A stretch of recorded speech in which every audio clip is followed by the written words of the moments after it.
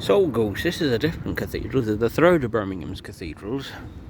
I'm sure they would be upset we don't have the third, but the third one we visited.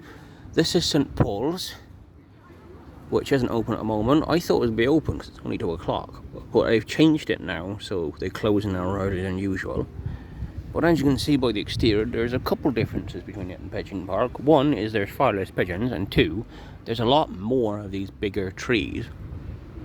And I think there's a different variety of trees. There's also some lavender over there. I look a bit of lavender when I kind of smell it, when my nose isn't all fluffed up. But anyway, it's a lovely little spot, this. I come through here a lot of times when I go out to the Jewellery Quarter, when I go socialising with my little group of friends, who I'm still trying to get to read the Bible.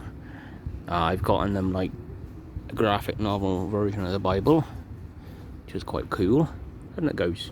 You like looking at the pictures, don't you? But yeah, I can't really see much of this building from here, and it's probably the least impressive of the cathedrals, in my opinion, architecturally.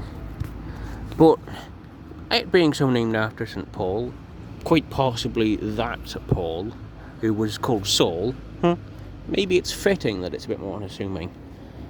A bit like the man himself, who stood idly by whilst people beat down, I think it was Stephen,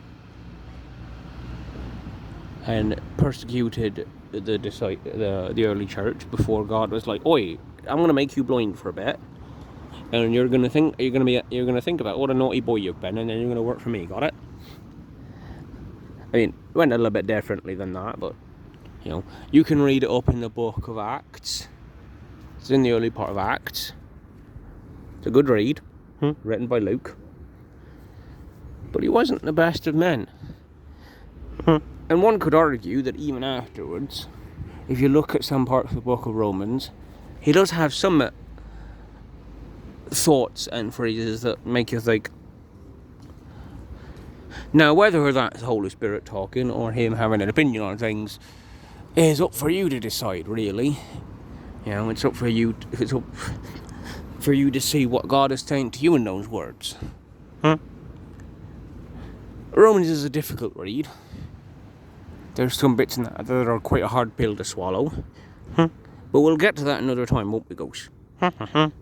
Much like we'll get to going inside this building another time. But for now, I'm just relaxing in the shade that these trees provide, because the Lord provides all your needs. Especially in heat like this.